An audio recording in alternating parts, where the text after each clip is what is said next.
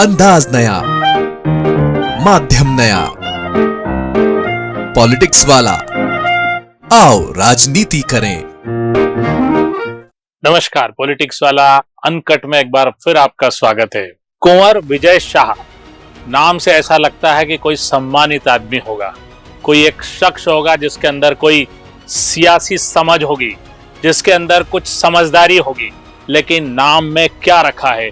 कुंवर विजय शाह एक निर्लज, निकृष्ट और नालायक व्यक्ति कहा जा सकता है, क्योंकि इस व्यक्ति के बयान हमेशा विवाद खड़ा करते हैं। लेकिन सोमवार को उन्होंने जो बयान दिया वो बेहद शर्मनाक है। उसके आगे निकृष्ट, निर्लज, नालायक जैसे शब्द भी कमजोर लगेंगे। कुंवर जैसी उपाधि तो कहीं भी फिट नहीं बैठती। आप इसको अपने हिसाब से बदलाव कर सकते हैं मिलते जुलते शब्दों के साथ।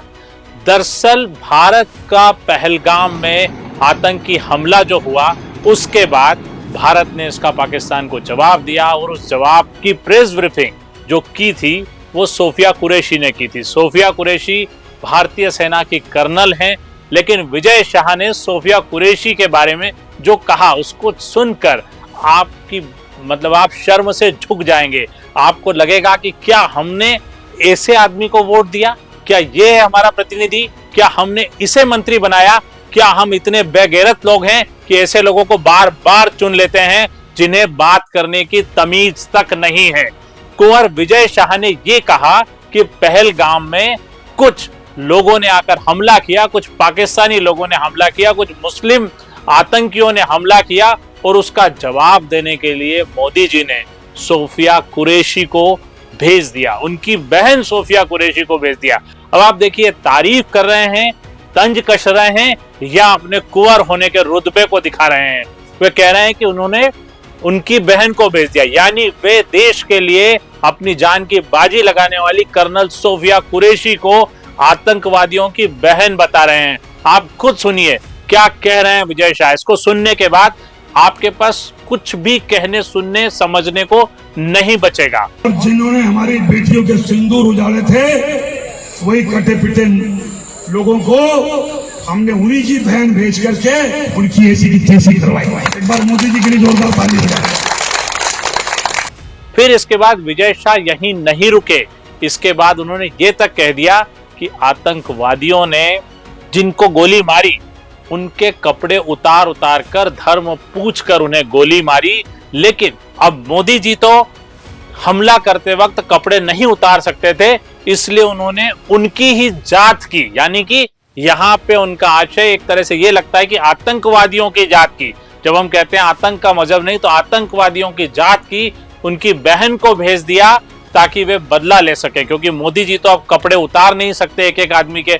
कितना गंदा और कितना शर्मनाक बयान है ये। उन्होंने कपड़े उतार उतार के हमारे हिंदुओं को मारा और मोदी जी ने उनकी बहन को उनकी ऐसी की तैसी करने हमारे जहाज से उनके घर।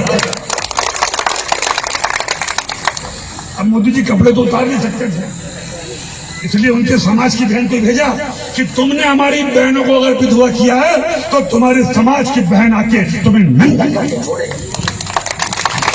इसके बाद विजय शाह ने हमेशा की तरह हिनहिनाते हुए सफाई दी है, खीसे निपोरते हुए सफाई दी है। लेकिन अकेले विजय शाह इसके जिम्मेदार नहीं है। इसके जिम्मेदार मंच पर बैठी विधायक जो खुद को सनातनी बताती हैं, जिनको भगवान से सीधा साक्षात्कार होता है, उषा ठाकुर भी मौजूद थी और वे भी अपने दांत निकाल रही थी जब विजय शाह इस तरह की बेहुदा बातें कर रहे थे। तो क्या यही सनातन की समझ है? क्या यही देशभक्ति है? क्या यही राष्ट्रवाद है?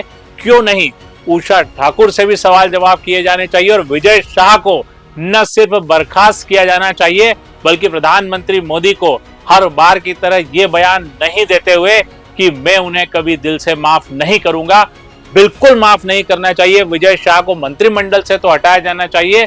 भारतीय जनता पार्टी की तरफ से ऐसे व्यक्ति के चुनाव लड़ने पर भी रोक लगा दी जानी चाहिए। आखिर ऐसा कैसी विजय और ऐसे कैसे शाह?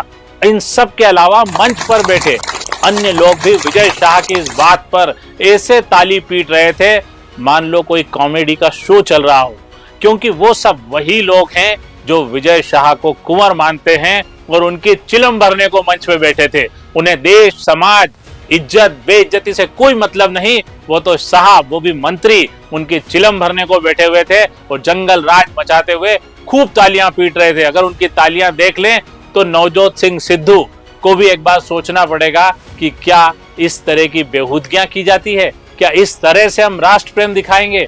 क्या इस तरह से हम राष्ट्र धर्म निभाएंगे? और एक मंत्री को क्यों मंत्री रहना चाहिए इस तरह की बेहूदगी और बदजुबानी के बाद? आज के लिए इतना ही। अगली बार फिर किसी ऐसे ही सामाजिक राष्ट्रीय विषय के साथ आपसे रूबरू होंगे।